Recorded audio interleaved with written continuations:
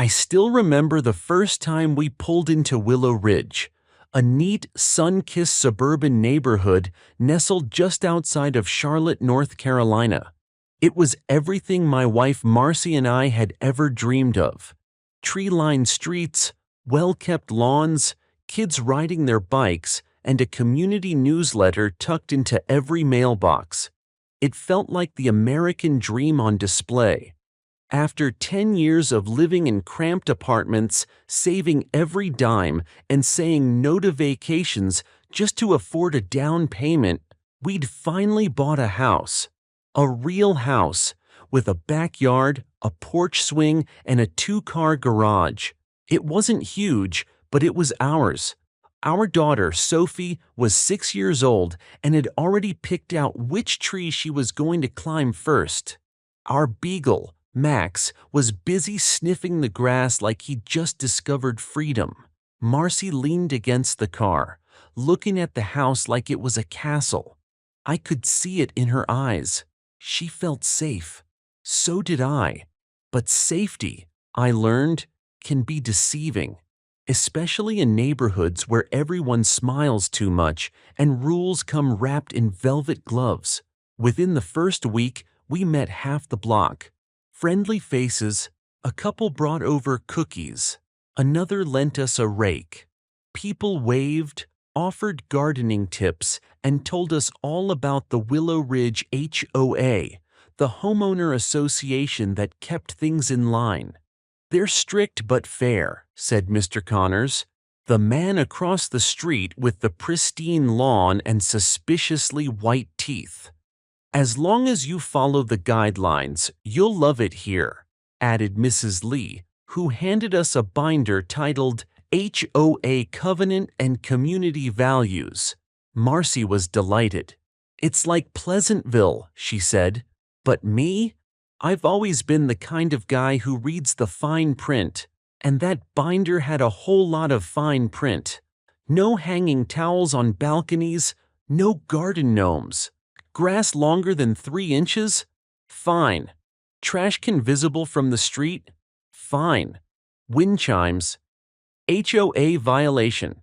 Still, I figured, rules are rules. If that's the price for peace and quiet, I'd pay it. But I didn't know I'd be paying a lot more." It happened 3 weeks after we moved in. I came home from work to find a bright yellow paper tucked in our door. Notice of Violation, Section 4. Point 1. Improper trash bin. Storage your trash bin was visible from the curb for more than 12 hours post-collection. This is a violation of community standards. Please correct immediately or face a $75 fine. I laughed. I really did. It felt absurd. I looked around the neighborhood. Everyone had hidden their trash bins behind privacy fences or stored them in sheds. Ours had been out because the lid was broken and I was waiting for a replacement from the city. "Don't worry," Marcy said. "Just fix it and we'll be fine." I fixed it, and we were fine. For a while. About a month later, a white pickup truck rolled into our driveway one Thursday afternoon. I was working from home and saw it through the blinds. 2 men stepped out, khakis, polo shirts, and clipboards. They knocked politely. "We're from the HOA," one said. "Routine inspection. Just making sure everything's up to code." I let them walk the perimeter. They peeked into the backyard, pointed at a cracked brick on our walkway, and jotted notes. But something didn't sit right. There was no HOA logo on their shirts, no official ID, just clipboards and confidence.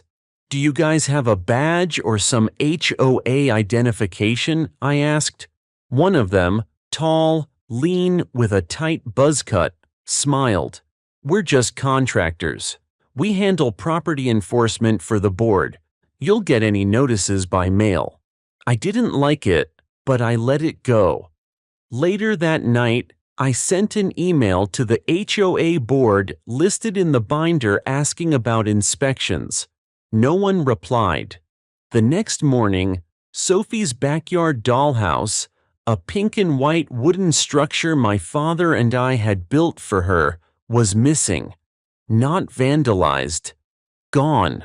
The screws that once held it to the platform were scattered on the ground. A trail of indentations in the grass led to the side gate. I filed a police report. They told me it might have been stolen for scrap wood or resold. But who would steal a dollhouse? Marcy was shaken. Sophie cried for hours. We asked the neighbors. No one saw a thing, but Mr. Connors across the street did say something strange. Sometimes the HOA removes unapproved backyard structures if they're a violation. I blinked. Wouldn't they at least notify me first? He shrugged. Not always. Sometimes they just act to protect property values. That night, I checked my email. Still no reply from the board. That was the night I decided to install cameras. Over the weekend, I bought a full security system. 4K motion-triggered outdoor cameras, 2 dummy ones for intimidation, and a Ring doorbell camera. Over the weekend, I bought a full security system. 4K motion-triggered outdoor cameras, 2 dummy ones for intimidation, and a Ring doorbell camera. I didn't tell anyone except Marcy. I hid the real cameras behind gutter pipes in the bird feeder, even inside a decorative lantern by the fence. The whole setup fed into a cloud backup account I controlled from my phone. If someone tried anything again, I'd catch them. I didn't know then how badly I'd need that proof, because 2 weeks later, they came back. But this time, they didn't just take a dollhouse, they cleaned us out. 2 weeks passed since Sophie's dollhouse vanished, and things finally started to feel normal again. We replaced the dollhouse with a plastic one from a local store. It wasn't the same, but Sophie smiled again, and that's all that mattered. I kept checking the camera feeds once or twice a day, just out of habit. There was nothing unusual, no strange visitors, no suspicious activity. But then came the Wednesday afternoon. I'll never forget. I came home from work around 5:40 p.m. The sun was still up. The neighborhood looked quiet, the way it always did. Nothing looked wrong until I stepped into the garage. It was open, not just unlocked, open. The overhead door was raised halfway. I stood there staring for a second, trying to remember if I had left it like that. I hadn't. Inside, it was a mess. My toolbox was gone. So was the new power washer. Even the extra gas cans were missing. I dropped my briefcase and ran inside. I found Marcy in the kitchen on the phone, laughing with her sister. She didn't even realize anything had happened until I walked in with wide eyes. "The garage," I said, my voice dry. "It's been cleaned out." She paused, her face falling instantly. "What?" I turned into the living room. That's when I saw it. Or didn't see it. Our 60-inch flat screen was gone. The TV stand was still there, but the cables were dangling like lifeless vines. Even the remote was gone. Then I noticed the hallway closet was cracked open, where we kept the new Dyson vacuum. Also gone. I looked at Marcy. Her hand was trembling. She hung up the call. We both said it at the same time. "Check the cameras." I pulled out my phone and opened the security app. I scrubbed back through the timeline, skipping hours of boring footage until I found it. A motion trigger from earlier that afternoon. Timestamp: 1:13 p.m. 2 men. Same white pickup truck. Same khaki pants and polo shirts. They pulled into the driveway like they belonged there. One got out and knocked on the door. The other waited by the garage. No one answered. Marcy was out grocery shopping. Sophie was at school. The house was empty. Then the man by the door pulled something out of his pocket, a key. I watched, stunned, as he unlocked our front door. They walked in, cool as anything. No masks, no rush. 10 minutes later, they emerged with a box. Then another. Then more. One of them casually grabbed the TV, while the other loaded tools into the bed of the truck. They worked like movers, calm, organized, and absolutely unbothered. They even closed the front door behind them. The only thing they forgot? The garage door. I showed the footage to the police that night. The officer, a guy named Ruiz, watched in silence. His jaw tightened when he saw how relaxed the thieves were. "They don't even flinch," he muttered. "This wasn't a random hit. They knew what they were doing." "But how did they get in?" I asked. "How did they get a key?" He didn't answer. Instead, he took notes, collected the footage, and promised to file a full report. Marcy was rattled. Sophie cried again that night, this time because she thought the bad men might come back. I spent the night walking from room to room, checking locks. I didn't sleep. The worst part?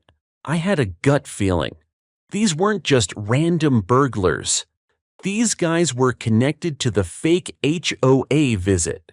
2 days later, I showed up at the next community HOA meeting.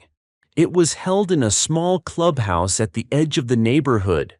Dozens of homeowners sat in fold-out chairs, while 3 board members, all retired, all wearing Willow Ridge HOA pins, spoke about neighborhood beautification and upcoming landscaping budgets. I waited until they opened the floor for questions. "I need to report an incident," I said, rising from my seat. "2 men broke into my home this week. I have video footage. I believe they previously posed as HOA contractors." The room went still. I explained everything. The truck, the fake inspection, the missing dollhouse, the robbery. I even showed a few stills from the footage on my phone.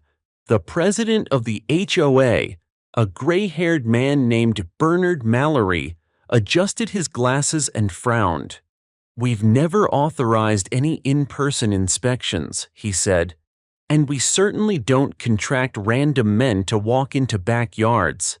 I blinked. So who were they? He glanced at the other board members, then back at me. "They weren't working for us. You need to go to the police."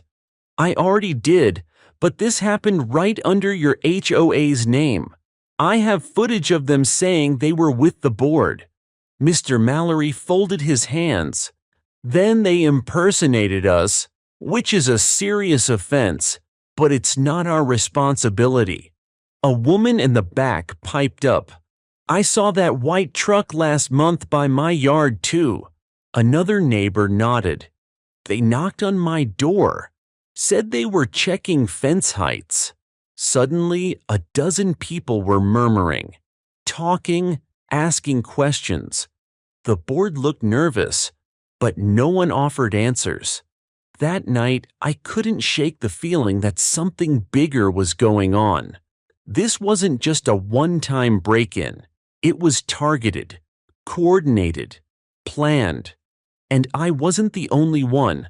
Over the next few days, I spoke to neighbors, ones who'd had tools disappear, strange men poke around their property, or small violations turn into fines with no paperwork.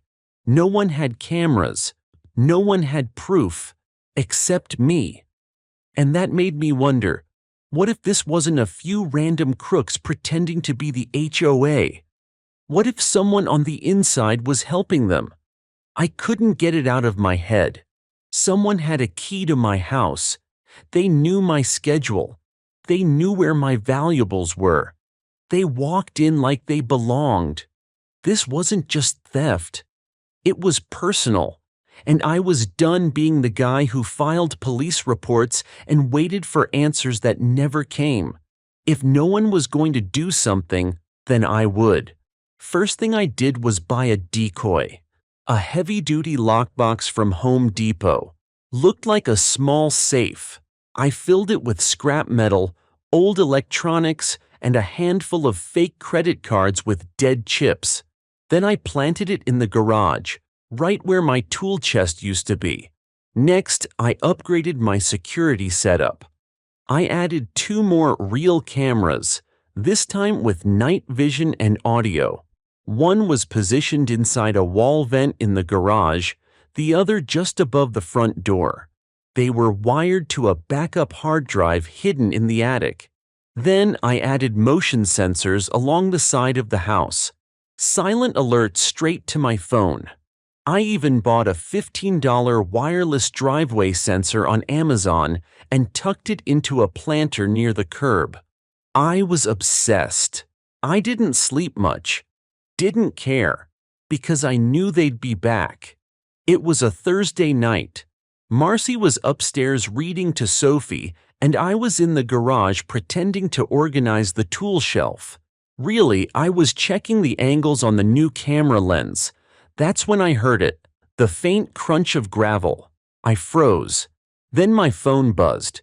Motion detected, side pathway, 9:17 p.m. I opened the app. 2 figures. No vehicle this time.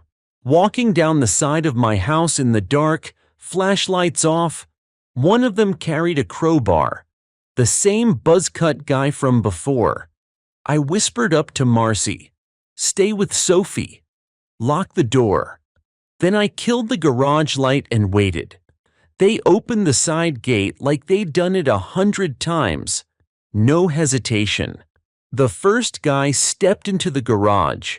He looked around, spotted the lockbox, and gestured to his partner. They went for it. The second guy, shorter, bulkier, lifted the lockbox onto the workbench. He didn't even try to pry it open, just nodded and whispered, "This'll do." Then something strange happened.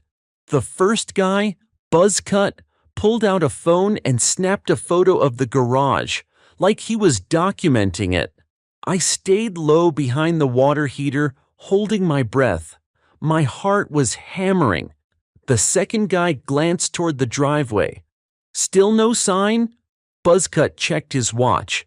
"We've got time. Grab the blower too." They left the garage just as calmly as they'd entered. This time, they left the side gate wide open. I waited 5 minutes before moving. Then I checked the feed. Perfect. Crisp video, clear faces, clear audio, a clean capture of the same 2 men. Inside my home again. Except this time, I had evidence. I met Officer Ruiz at the station the next morning and handed him a USB drive with the footage. He watched it 3 times. "These guys are organized," he said. "They're not just stealing, they're targeting. Marking houses, maybe?" I told him about the decoy box, about the sensors, about how they seemed to know I wasn't home last time. He shook his head. "This isn't just a 2-man crew. They've got eyes in the neighborhood." That's when I said it. "I think someone in the HOA is helping them." Ruiz paused. "That's a big accusation." "Then explain this," I said, pulling out my phone. I opened the HOA website where the board posted schedules and community notices. One post from 3 weeks ago. Resident work schedule. Survey reminder. We're collecting general info on resident work schedules to help coordinate community maintenance. Please submit your typical working hours. Marcy had filled it out.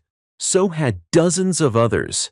It looked innocent, but it was gold for a thief. That night I ran a test. I filled out a new survey form on the HOA site. I listed myself as working nights, home during the day. I clicked Submit. The next evening, just after 10 p.m., the motion sensor buzzed again. Same path, same 2 men. Except this time, I was ready. I turned on the porch light remotely. Loud, bright. Then I blasted an air horn from the garage door. They bolted like deer, ran straight down the street, and I followed from a distance just enough to see where they turned. That's when I saw it. They ran behind the HOA clubhouse, not past it, not beside it, behind it. I waited until the next day. At noon, I walked casually to the clubhouse, a building I'd passed 100 times but never entered. No one was there, but the rear door, usually locked, had a keypad. I peeked behind it. Storage shed, gardening tools, folding chairs, and in the far corner, a white pickup truck. Same scratches on the tailgate, same partial license plate I'd caught on video. I backed away slowly and called Officer Ruiz. He met me there within the hour, and we both watched from his cruiser as two men came out the back door 15 minutes later. Buzzcut and his partner, carrying clipboards, dressed like maintenance workers. Ruiz stepped out, badge raised. "Hey, gentlemen, got a minute?" Officer Ruiz approached the two men like he was just asking a casual question, but his hand never left his belt. His tone was friendly but firm. Buzzcut looked up, surprised but not panicked. His partner froze, still holding the clipboard. Ruiz nodded toward the white pickup truck behind them. "That your vehicle?" The bulkier guy nodded. "Yeah, HOA maintenance team. We're contracted." Ruiz cut him off. "I've got a few questions. Mind stepping over to the car?" At first they tried to play it cool, claim they were hired through a third-party landscaping service the HOA used. Gave a name, something generic like Precision Neighborhood Services, but it didn't show up in any records. Then Ruiz pulled out his phone. "I've got video of you two breaking into a residence. Twice. You're not contractors. You're thieves." That's when Buzzcut's whole vibe changed. He didn't argue. He just went quiet, like someone who realized the game was up. The arrest happened fast. Ruiz had backup within minutes. They cuffed both men right there in the parking lot and started searching the truck. Inside, they found 3 sets of duplicate house keys, a small binder with addresses and notes, a printed copy of the HOA's work schedule survey responses, 1 garage door opener labeled WR47, my house number. That was the moment I knew. This ran deeper than I thought. Ruiz turned to me. "You were right. Someone's feeding them this info. You don't get this kind of access from robbing mailboxes." For the next few days, the neighborhood was buzzing. People saw the truck being towed. Word spread fast. 2 contractors arrested behind the HOA building. At the next emergency HOA meeting, I showed up early. Mr. Mallory, the HOA president, looked nervous. So did 2 of the other board members. I didn't wait for the microphone. I stood up and said, "Who gave those men access to our homes?" Silence. Then I held up a still image from the security cam. Buzzcut holding a master key. This key wasn't copied, it was issued, from inside this building. Mr. Mallory cleared his throat. "Sir, we don't have evidence." "Yes, we do," I snapped. The police found resident data inside their truck. HOA documents, keys, schedules. Don't tell me they guessed that. That's when another resident stood up. An older woman named Mrs. Keene. "I never gave my work hours to the HOA," she said, "but someone called me pretending to verify a maintenance window. I thought it was weird." Another voice chimed in. Then another. This wasn't just me. It was happening across the neighborhood. A week later, Ruiz called with an update. One of the suspects, the shorter guy, had flipped. He told investigators they were part of a small neighborhood crew hired under the table by a former HOA board member who still had access to old documents and keys. The inside man fed them schedules, gate codes, even copies of community master keys he'd illegally retained after stepping down. His cut? 30% of the resale value. And it didn't stop at theft. He used the HOA name to intimidate elderly residents, collect fake inspection fees, and even demand cash violation payments on the spot. The whole operation had been going on for almost a year. The fallout hit fast. The former board member, a man named Donald Fink, was arrested 2 days after the arrests at the clubhouse. Turns out he'd been living in a neighboring subdivision and using his previous credentials to log into HOA admin tools and download data. The current board claimed they had no idea. But that wasn't good enough for the residents. A petition went around to dissolve the current board and initiate a full internal audit. Within 2 weeks, the entire HOA leadership was replaced. The clubhouse was locked down, the contractor hiring process suspended, and every master key in the system was decommissioned. I installed a new security system, new locks, cameras with cloud backup this time.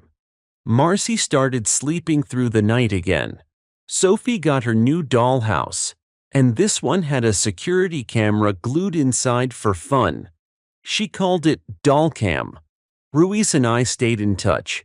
He said my trappin' footage led to the fastest property crime bust the department had seen in 5 years. The crew, they pled out. Did time. Fink got the worst of it. Felony burglary, fraud, and impersonation charges. But even with justice served, the memory of that invasion stayed with me. Not because of the stuff they stole, but because they used trust as a weapon. They knocked on our doors with smiles, wore official polos, used polite language and fake clipboards. And people believed them. After the arrests and the shakeup in the HOA, I thought it was over. The neighborhood was calmer. The board replaced. The clubhouse secured. But the calm was just the quiet before the storm. 2 weeks after Donald Fink was taken away, I got a call from Marcy. "Someone's at the door," she whispered, "and they're saying it's the new HOA security team." I told her to stay calm and lock the door. I checked the cameras. No uniforms this time, no trucks, just 2 men in plain clothes. One held a clipboard, the other had a camera. They knocked again. I called Officer Ruiz. He told me not to open the door. Then I sent a text to the neighborhood group chat. "Anyone else have strangers at their door claiming to be HOA's security?" Replies came fast. "Yup, 2 men, no badges." "Same here." They asked for work schedules. I set up a live feed on my phone.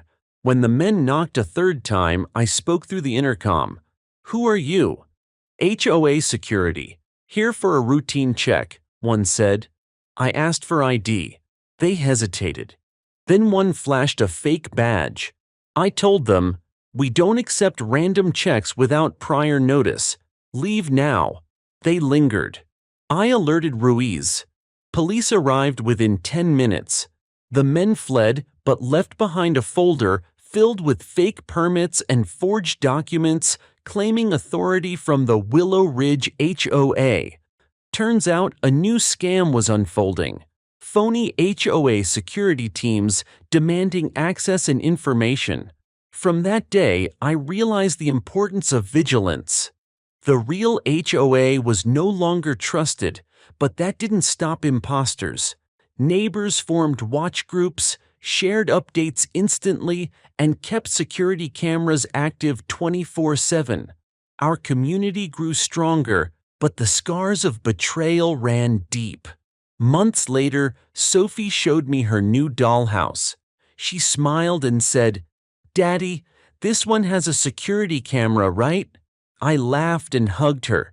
Yes, sweetheart, this one's safe. And for the first time since the nightmare began, I believed it was true.